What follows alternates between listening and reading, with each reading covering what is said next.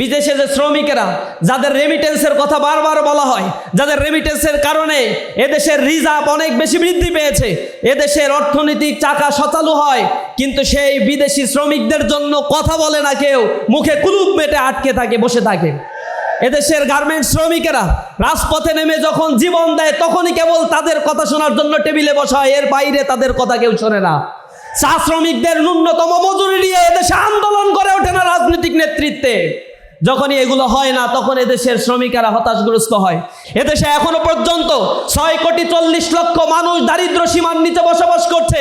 গত মাসের রিপোর্টে বলা হয়েছে এদেশের অর্থনৈতিক সংকটের কারণে, তেলের সংকটের কারণে, দ্রব্যমূল্যের ঊর্ধ্বগতি বেড়ে যাওয়ার কারণে আরও 17 লক্ষ মানুষ যারা এই দারিদ্র্য সীমার নিচে চলে গিয়েছে। অর্থাৎ এখন বর্তমানে প্রায় 6.5 কোটি মানুষ রয়েছে যারা দারিদ্র্য সীমার নিচে বসবাস করছে। সংসদের বিরোধী দলীয় নেতা, জাতীয় সংসদ সদস্য ডাক্তার শফিকুর রহমান, উপস্থিত শ্রমিক কল্যাণ ফেডারেশন এবং বাংলাদেশ জামাত ইসলামীর অন্যান্য নেতৃবৃন্দ, জাতির জাগ্রত বিবেক সাংবাদিক বন্ধুগণ, উপস্থিত রয়েছেন আইন শৃঙ্খলার দায়িত্বে নিয়োজিত বাহিনীর সদস্যবৃন্দ, প্রিয় শ্রমিক বন্ধুরা, আসসালামু আলাইকুম ওয়া রাহমাতুল্লাহি ওয়া বারাকাতুহু। আপনারা ভালো আছেন? শ্রমিকরা সবসময় ভালো থাকে, তাদের গ্যাস্ট্রিক হয় না, আলসারের রুগী নাই, ডায়াবেটিক্সের রুগী নাই, এরা হারাম খায় না। হালাল খাওয়ার কারণে আল্লাহ রব্বুল আলামিন তাদের রোগ থেকে মুক্তি রাখে। আল্লাহ রব্বুল আলামিন এনাদের শরীরে এত জোর দিয়ে দেন, মৃত্যুর আগ পর্যন্ত তারা খেটে খেটে খেয়ে জীবন ধারণ করতে পারে। প্রিয় উপস্থিতি, শ্রমিকদের সাথে ছাত্রদের একটা মিল আছে। দেশের যখন ক্রান্তি লগ্ন হয়, যখন জাতি অন্ধকারে হাবুডুবু খায়, ফ্যাসিবাদ আর স্বৈরাচার যখন বাংলাদেশকে ধুকরে ধুকরে শেষ করে দিতে চায়, তখন রাজপথে দাঁড়িয়ে রক্ত দেয়া, ঘাম ঝরানোর কাজটা শ্রমিক আর ছাত্ররাই বেশি করে। সুতরাং এই বাংলাদেশের মানচিত্র, এদেশের সার্বভৌমত্ব, এদেশের স্বাধিকারের জন্য যারা গুরুত্বপূর্ণ ভূমিকা রেখেছে তারা হচ্ছে এই শ্রমিকেরা। কিন্তু দুর্ভাগ্য, এদেশের বুর্জোয়া শ্রেণী এই শ্রমিকদের অধিকার থেকে যুগে যুগে তাদেরকে বঞ্চিত করেছে। এদেশের 85% মানুষ, যাদের আমরা জানি যে মাত্র 10% সম্পদ, 10% মানুষ 85% সম্পদ এদেশের জিম্মি করে রেখেছে। সিবিডির তথ্য এটা। অন্য বেসরকারি তথ্য বলছে এদেশের 5% মানুষ রয়েছে যারা এদেশের 90% সম্পদ জিম্মি করে রেখেছে, আর বাদ বাকি মাত্র 10 থেকে 15% সম্পদ এই বিশাল জনগোষ্ঠী 90% মানুষের জন্য দেয়া হয়। অর্থাৎ এদেশের সম্পদের ডিসেন্ট্রালাইজেশন নাই। এদেশের খেটে খাওয়া মানুষ, শ্রমিক মানুষদেরকে তিলে তিলে এদেশে আরও বেশি সাপ্রেস করা হচ্ছে। আর বুর্জোয়া শ্রেণী পুঁজিপত্তিতার কারণে সম্পদের পাহাড় গড়ে কোটি কোটি টাকা লুটতরাজ করে তারা সম্পদের পাহাড় গড়ে তুলছে। এদেশের শ্রমিকের মর্যাদা, অধিকার আদায়ের জন্য যারা কথা বলবে তারা দুর্নীতিগ্রস্ত হয়ে পড়ছে। এদেশের খেটে খাওয়া মানুষ, সেই চা শ্রমিক, এদেশের গার্মেন্টস শ্রমিক, বিদেশে যে 1,55,00,000 মানুষ ডায়াসপোরা হয়ে আছে, যারা রেমিটেন্স পাঠায়, যাদের রেমিটেন্সের উপর ভিত্তি করে এদেশের অর্থনীতির চাকা সচালিত হচ্ছে, এদেশের মানুষের অধিকার আদায়ের জন্য কথা বলার কেউ নাই। আমরা হতবাক হয়ে যাই যখন দেখি বিদেশে যে শ্রমিকেরা, যাদের রেমিটেন্সের কথা বারবার বলা হয়, যাদের রেমিটেন্সের কারণে এদেশের রিজার্ভ অনেক বেশি বৃদ্ধি পেয়েছে, এদেশের অর্থনৈতিক চাকা সচালু হয়, কিন্তু সেই বিদেশি শ্রমিকদের জন্য কথা বলে না কেউ, মুখে কুলুপ মেটে আটকে থাকে, বসে থাকে। এদেশের গার্মেন্টস শ্রমিকেরা রাজপথে নেমে যখন জীবন দেয় তখনই কেবল তাদের কথা শোনার জন্য টেবিলে বসা হয়, এর বাইরে তাদের কথা কেউ শোনে না। চা শ্রমিকদের ন্যূনতম মজুরি নিয়ে এদেশে আন্দোলন করে ওঠে না রাজনৈতিক নেতৃত্বে। যখনই এগুলো হয় না তখন এদেশের শ্রমিকেরা হতাশগ্রস্ত হয়। এদেশে এখনো পর্যন্ত 6,40,00,000 মানুষ দারিদ্র্য সীমার নিচে বসবাস করছে।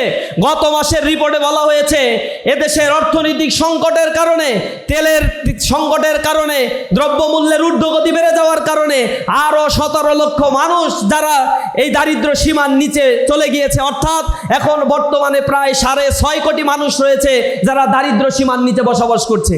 তাদের নিয়ে পরিকল্পনা করা, তাদের কর্মসংস্থান সৃষ্টিতে উদ্যোগী হওয়া, টেকনোলজির যে ব্যবহার তাদেরকে শেখানো, এই জাতীয় বিষয়গুলোতে এখনো পর্যন্ত নজর দেওয়া হচ্ছে না।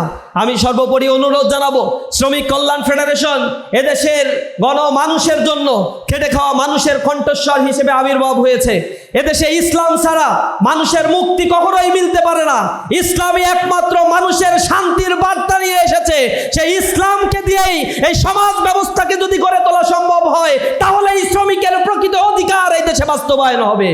এজন্য মানুষকে এই কাফেলায় সংঘবদ্ধ করে নিজেদের অধিকার আদায়ের জন্য রাজপথে থেকে অধিকার আদায়ের লড়াই আমাদের অবতীর্ণ হওয়ার উদাত্ত আহ্বান জানিয়ে আমার কথা শেষ করছি। আমি যে আজকে আপনাদের সামনে কথা বলার সুযোগ পেয়েছি তা জুলাই বিপ্লবের কারণে।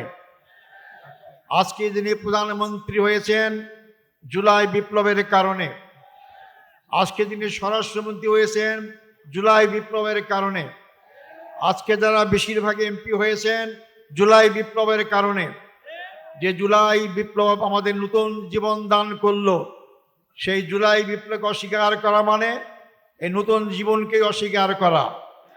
সংগ্রামী বন্ধুগণ, 24শে জুলাই বিপ্লব একটি দলকে ক্ষমতাচ্যুত করে আরেকটি দলকে ক্ষমতায় বসার ছিল না।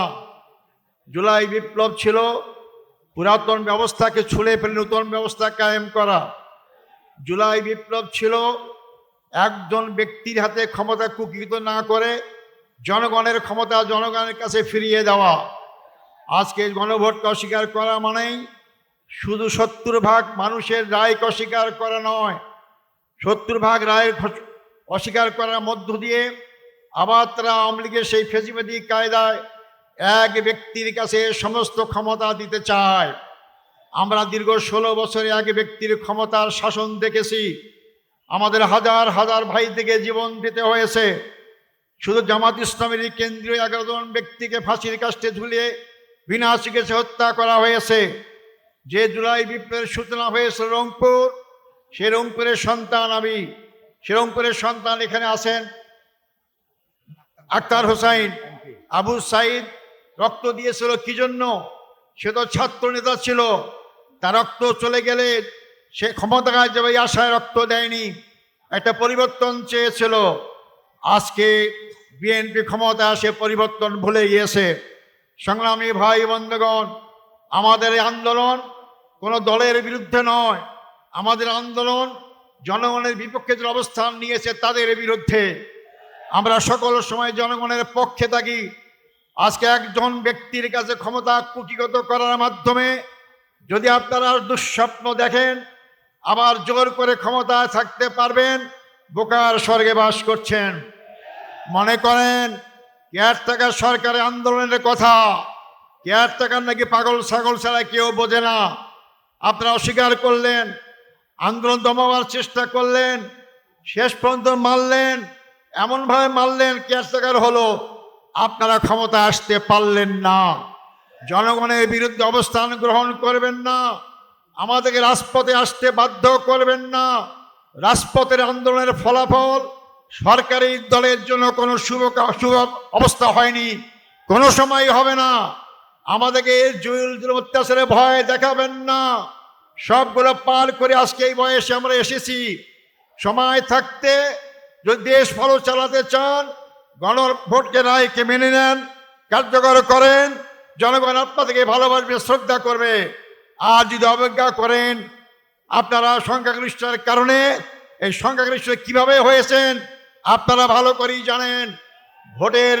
ভোটের ফলাফলে আপনারা ইঞ্জিনিয়ারিং করে আজকে এই ক্ষমতায় এসেছেন, সেটা আপনারাও জানেন, জনগণও জানে। এই জন্য আপনারা জোর করে সংখ্যাগরিষ্ঠ অর্জন করে জোর করে দেশের জনগণের উপর চাপিয়ে থাকতে পারবেন না। আমাদেরকে আবার রাজপথে অবস্থান করতে বাধ্য করবেন না। যেটা সংসদে সমাধান করার চেষ্টা করুন। যদি সংসদের কথা যদি আপনারা রাজপথে আনতে দেন, রাজপথের আন্দোলন জনগণের কোনো সময় বিফল হয়নি, সফল হবে ইনশাআল্লাহ। একটা দল তো পালিয়ে গিয়ে একটা দেশে আশ্রয় পেয়েছে। জানি না আপনারা যদি সেই পরিস্থিতি সৃষ্টি করতে চান, আপনাদের জায়গা কোথায় হবে আমি তা জানি না।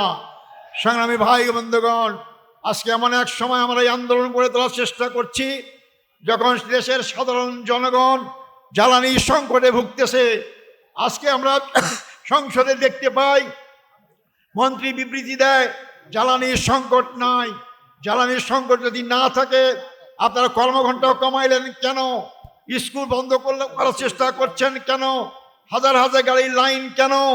তাই আপনারা বলতে চাই অবিলম্বে জ্বালানির সংকট কাটান। শুনতে পাচ্ছি আপনারা দাম বাড়াবেন। যদি দাম বাড়ান, আমার একটা প্রস্তাব থাকবে আপনাদের কাছে।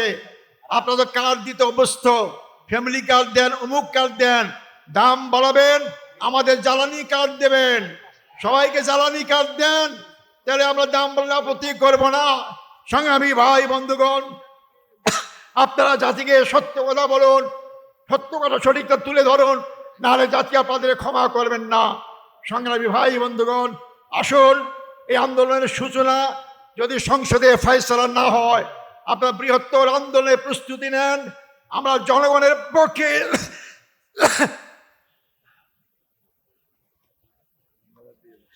জনগণের পক্ষে আন্দোলন করব ইনশাআল্লাহ। সবাইকে ধন্যবাদ। আসসালামু আলাইকুম রহমতুল্লাহ।